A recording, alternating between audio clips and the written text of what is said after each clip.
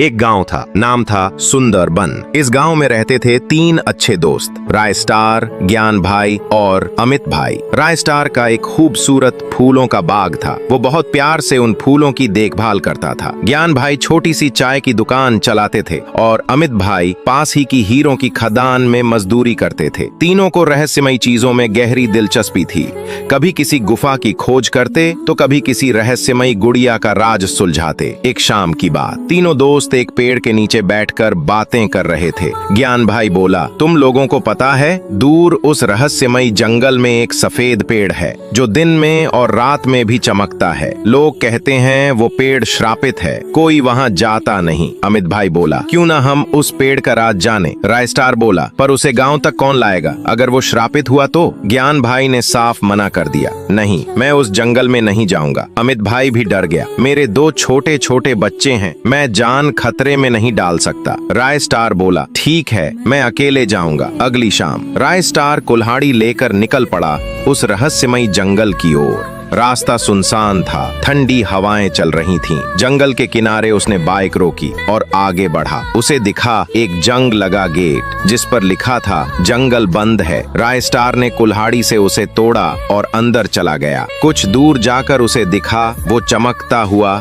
सफेद पेड़। जैसे ही पास गया एक आवाज आई, ये जंगल इंसानों के लिए नहीं है। राय स्टार ने परवाह नहीं की और पेड़ को काटना शुरू कर दिया। कटते कटते सुबह हो गई और उसने लकड़ियों का एक बड़ा बंडल तैयार कर लिया। वो बंडल बाइक पर रखकर गांव ले आया। गांव के बीचों बीच उसने लकड़ियों का बंडल रखा और ज्ञान भाई और अमित भाई को बुलाया। राय स्टार बोला, देखो, मैं ले आया वो पेड़। फिर रात होते ही उसने चारों तरफ दिए जलाए और एक मंत्र पढ़ना शुरू किया।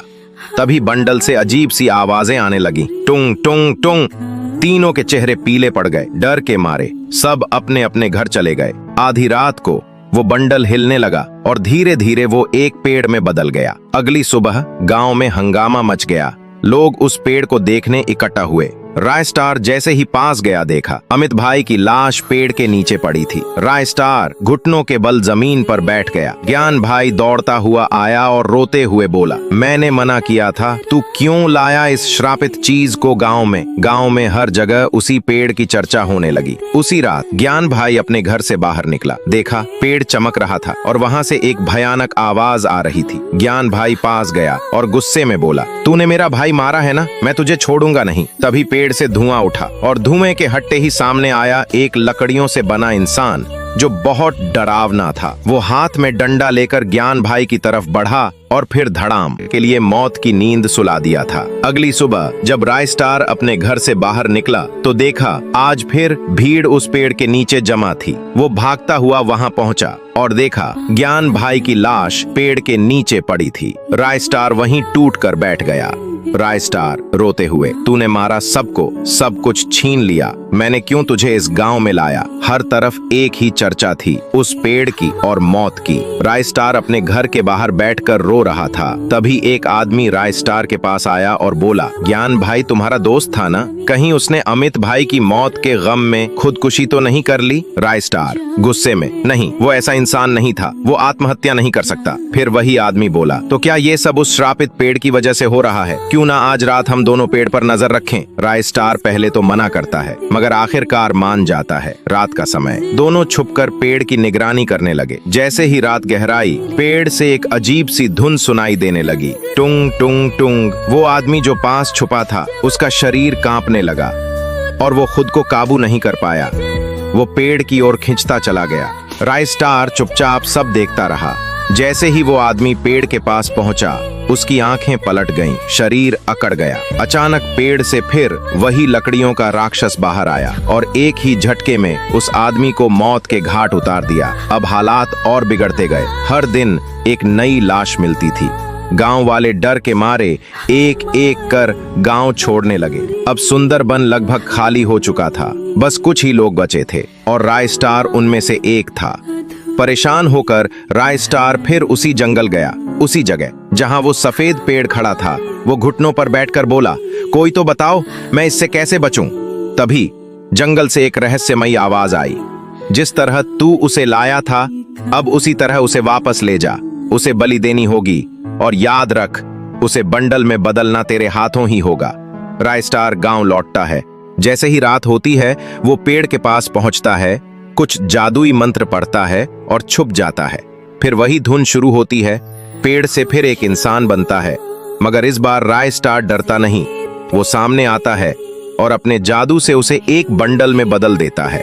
अब वो बंडल लेकर उसी रात जंगल की ओर निकल जाता है। रायस्टार उस बंडल को उसी पुरानी जगह रखता है, फिर अंतिम बलिदान का मंत्र पढ़ता है। अचानक फिर से पेड़ प्रकट होता है और धुएं में सब कुछ छुप जाता है। जब धुआं हटता है, वहां रायस्टार एक पुतले में बदल चुका था और जंगल ने हमेशा के लिए अपने दरवाजे बंद कर लिए थे। कहानी शुरू होती है उसी गांव में, ज्ञान के घर से, जहां ज्ञान रायस्टार से कहता है, तेरा धोखा अब शब्दों से नहीं मिट सकता, हमारी दोस्ती अब खत्म। जब रायस्टार ने सुना कि उसके सबसे करीबी भाई ने उस पर भरोसा तोड़ दिया, तो जैसे जमीन उसके पैरों के नीचे से खिसक गई। वो चुपचाप वहां से चला गया। ना कोई जवाब, ना कोई सफाई, बस खामोश दर्द। अब वो शोरूम जो कभी हंसियों से गूंजता था, सन्नाटों में डूब गया था। रायस्टार अब रोज अकेले बैठा रहता, न ग्राहक, न जोश, न जीवन। काम ठप हो गया और कुछ हफ्तों बाद उसे शोरूम बंद करना पड़ा। अब रायस्टार का दिन सूनापन था और रातें आंसुओं से भीगी हुई। हर शाम वो ज्ञान भाई के घर के सामने जाकर बस एक ही बात कहता, भाई एक बार मेरी बात तो सुन ले। एक शाम रायस्टार अकेला, टूटा हुआ, खाली सड़क पर चल रहा था। तभी एक मोड़ पर बनी खड़ा था अपने गुर्गों के साथ। बनी हंसते हुए बोला, क्या बात है भाई, न तेरा शोरूम बचा, न भाई और ना ही अनुष्का,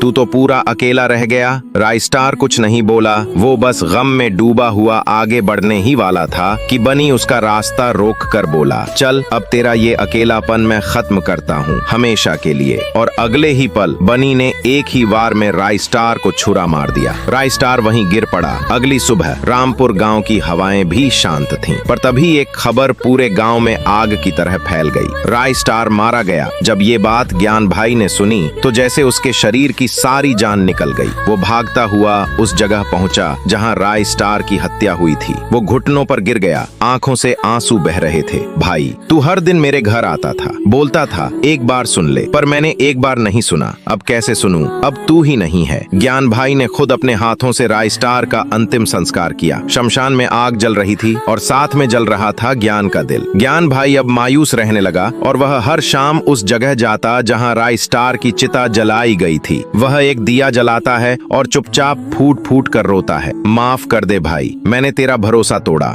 फिर उठकर आग की तरफ देखता है और गुस्से में कहता है, पर अब मत भूलना, मैं तेरा बदला जरूर लूंगा। अगली सुबह ज्ञान भाई अपने पुराने बंद पड़े शोरूम को फिर से खोलता है। काम पर लग जाता है, पर मन भारी है। तभी एक आदमी आता है, ज्ञान भाई आपको पता है ना, रायस्टार बेकसूर था, वो चोरी बनी ने करवाई। ये सुनते ही ज्ञान भाई गुस्से से लाल पीला हो जाता है। वो अपनी बाइक पर निकलता है, सीधा उस इलाके की तरफ जहां बनी छिपा हुआ था। वहां पहुंचते ही वो एक बनी के आदमी से भिड़ता है, बता बनी कहाँ है? आदमी हंसकर बोलता है, तुझे जानना जरूरी है क्या? वो गुस्से में दौड़ कर जाता है और बनी के आदमी का सिर काट देता है। अब ज्ञान को एक प्लान आता है। वो बनी के आदमी के कपड़े पहनता है, आवाज बदलता है और बनी को फोन करता है, बॉस रामपुर में फिर से बहुत सारा माल मिला है, आओ जल्दी। क्या बनी आएगा? क्या ज्ञान भाई रायस्टार का बदला ले पाएगा? अगला पार्ट देखने के लिए कमेंट करें।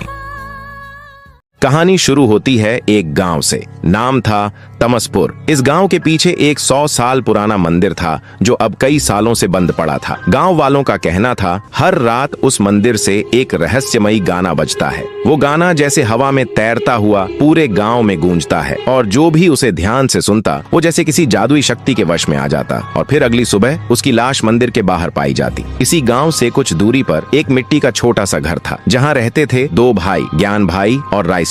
एक शाम रायस्टार धीरे से बोला, भाई तूने सुना है बगल के गांव तमसपुर में हर रात कुछ अजीब होता है? ज्ञान भाई चौंक गया, उसकी आंखों में एक जिज्ञासा की चमक आ गई। क्या होता है वहाँ? ज्ञान भाई ने पूछा। रायस्टार फुसफुसाया, लोग कहते हैं वहाँ एक बंद पड़ा मंदिर है जो हर रात गाना बजाता है, जो भी उसे सुनता है जिंदा नहीं बचता। ज्ञान भाई का चेहरा गंभीर हो गया। वो बोला, तो आज रात चलें उस गाँव, खुद देखेंगे क्या सच है और क्या अफवाह। रायस्टार थोड़ी देर सोचता रहा, फिर बोला, ठीक है चलो। रात का समय था, हवा हवा में सन्नाटा और पेड़ों की सरसराहट। दोनों भाई अपने गांव परछाईपुर से पैदल ही तमसपुर की ओर चल पड़े। जैसे ही गांव की सीमा में पहुंचे एक अजीब सा सूनापन महसूस हुआ, जैसे पूरे गांव की रूह कहीं छिप गई हो। रायस्टार बोला, क्या हमें यहाँ रुकने के लिए कोई घर मिलेगा? ज्ञान भाई ने कहा, हाँ भाई, कोई ना कोई तो होगा, लेकिन पहले मंदिर देखना है। चलते चलते दोनों एक घर के सामने रुकते हैं। रायस्टार बोला, ज्ञान, ये घर कैसा है? ज्ञान, ठीक है भाई। रायस्टार ने दरवाजे पर दस्तक दी। थोड़ी देर बाद एक सुनहरी आंखों वाला बूढ़ा आदमी बाहर आया। रायस्टार बोला, हम एक रात के लिए आपका घर रेंट पर लेना चाहते हैं। वो आदमी कुछ नहीं बोला, बस गर्दन हिलाई और अंदर चला गया। दोनों भाई भी उसके पीछे अंदर चले गए। रात हो चुकी थी, चांद बादलों के पीछे छिप चुका था। अचानक वही रहस्यमयी गाना पूरे गांव में गूंजने लगा। दोनों भाई बाहर आकर खड़े हो गए। हवा में डर था, पर गाने में कोई मनोहर खींच। रायस्टार बोला, भाई बाहर कोई नहीं है, चलो अंदर चलते हैं। रायस्टार अंदर चला गया, लेकिन ज्ञान भाई वो उस गाने को ध्यान से सुनने लगा। धीरे धीरे उसके चेहरे पर एक अजीब सी शांति छा गई। उसके कदम अपने आप मंदिर की तरफ बढ़ने लगे। रायस्टार ने पीछे से आवाज दी, ज्ञान, इतनी रात को कहाँ जा रहा है रे? रुक जा जरा। रायस्टार उसका पीछा करता है। कुछ देर में दोनों मंदिर के सामने होते हैं। रायस्टार जोर से चिल्लाता है, ज्ञान रुक। ज्ञान रुकता है, पीछे मुड़ता है। रायस्टार पास आता है और उसे जोर से एक थप्पड़ मारता है। कोई बात है तो बता, पर ऐसा मत कर, मुझे बहुत डर लग रहा है भाई। ज्ञान कुछ नहीं बोलता, बस मंदिर की ओर देखता है और धीरे से गेट खोल देता है। गेट खुलते ही गाने की आवाज और तेज हो जाती है। अब उसमें कुछ डरावनी औरतों की रोने की आवाजें भी मिल जाती हैं। दोनों भाई डर के मारे वहां से भाग जाते हैं। अगले कुछ दिनों तक ज्ञान भाई हमेशा खोया खोया सा रहने लगा। कभी पेड़ की जड़ों को घूरता तो कभी खुद से बात करता। और फिर एक रात जब दोनों सो रहे थे, फिर वही गाना बजा। क्या ज्ञान भाई फिर से वहां चले गया? क्या रायस्टार ज्ञान भाई को बचा पाएगा?